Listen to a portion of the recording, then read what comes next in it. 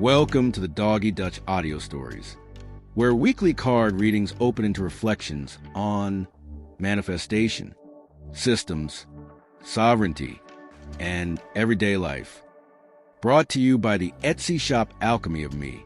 The Line is Not the Limit coloring book and the Walking the Universe ecosystem for manifestation. Episode 13.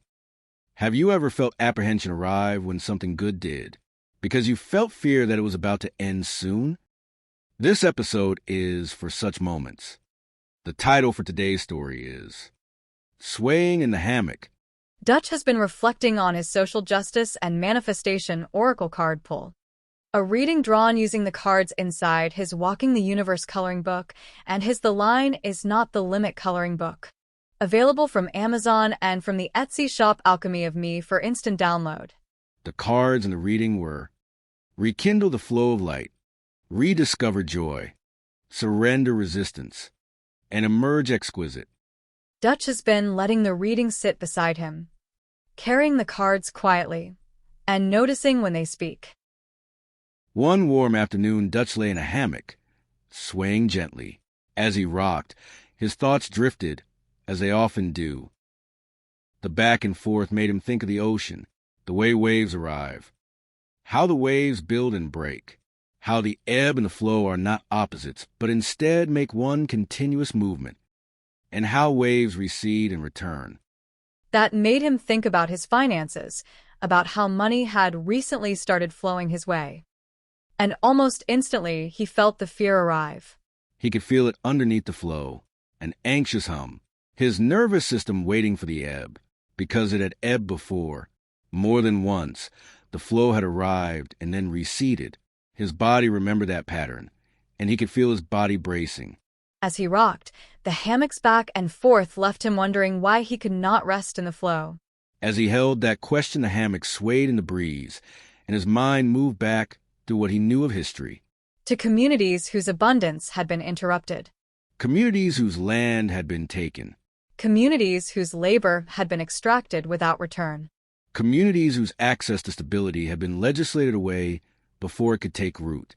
And to communities whose thriving had been repeatedly and systematically dismantled without care or apology. Unlike the ocean's waves, that ebb had not always been natural. It was engineered by systems. When flow had arrived, it had been taken before it could settle. Systems had interrupted what could have become stability. They interrupted what could have compounded, and systems interrupted what could have been passed on. Loss wasn't always a phase. It was enforced. Dutch realized the bracing in him was his body paying attention to history. He reached for the affirmation language he had found for moments like this one. Not to replace the fear, to accompany it. Affirmations like, I am the abundance, and abundance is my nature, not a moment that has passed.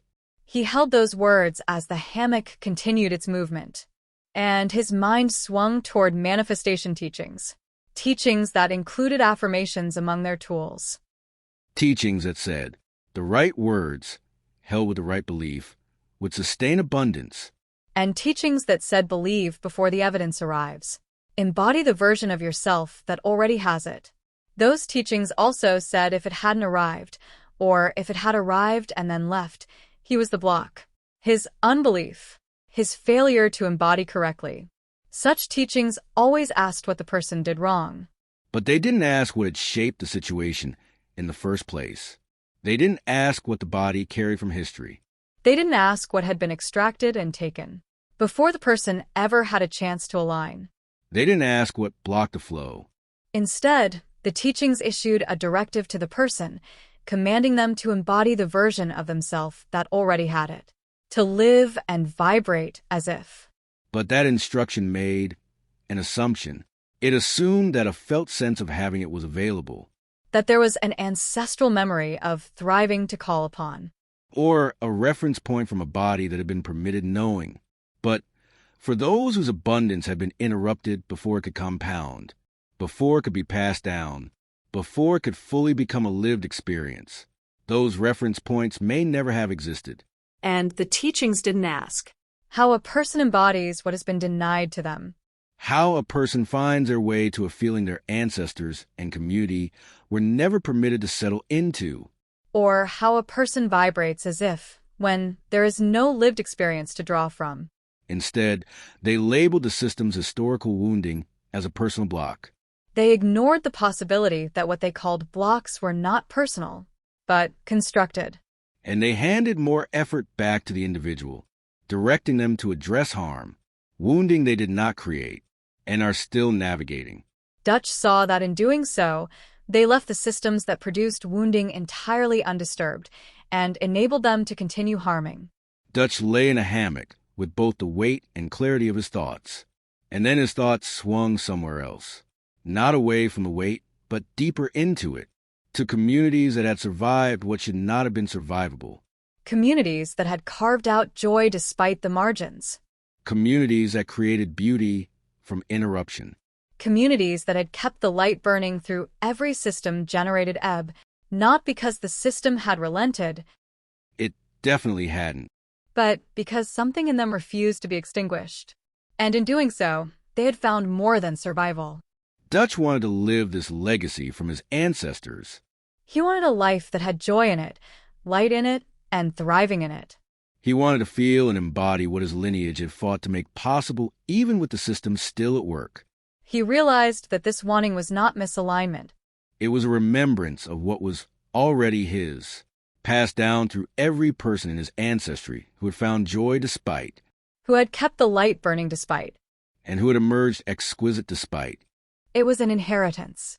A heritage he felt beside him through the cards. He felt it in the card rekindle the flow of light that spoke of not creating something new, but returning to what was always there. Through the card rediscovered joy. He could feel the message of not performing happiness over fear, but instead finding again what his lineage had always known was possible. He felt it through the card surrender resistance. That spoke to him of releasing the grip of fear the systems installed. Not releasing awareness of the fear, just the grip. And through the card emerged exquisite. He could feel the fullness of what he already was. He was exquisite, just as his ancestors were, just as his lineage had always been. Dutch lay in the hammock, still rocking, and the fear was still present. He wasn't pretending otherwise, but something else was present too. He thought about the ocean, the way waves arrive, recede, and always returned. The unbreakable consistency and inevitability of nature. A phenomenon older and more enduring than the systems that tried to interrupt the flow. Older than the extraction of systems. Older than the system, and its intentional receding of the ebb. The system could repeatedly interrupt the flow of its resources. It could uncaringly engineer its ebb. It could knowingly take what it gave before it could settle. But there were flows the system never had dominion over. Cycles of return older than any system built to interrupt it. And his lineage had known that, had lived inside that knowing, even when everything around them was designed to make them ignore it. In that moment, Dutch felt his inheritance swell. The strength, the joy, and the resilience of those who came before him. Their light and thriving flowing to and through him, as consistent and undeniable as a return of waves. And he found grounding there, not in the system's pattern, but in what moved beneath and beyond it. Dutch let the hammock rock him, with the same back and forth motion of the ocean and its waves. And he let himself rest there. The end. If something in this met you, take a breath with Dutch and let it simmer for a moment. Let's breathe in. 4, 3, 2, 1. Hold together. 4, 3, 2, 1. And now we exhale. 4, 3, 2, 1. Thanks for listening. Until next time, keep noticing what reveals itself along the way. And remember, if you would like to perform your own readings, the thesis of a social justice oracle cards and the metaphor for life manifestation oracle cards are available for print and immediate download from the Etsy shop, Alchemy of Me.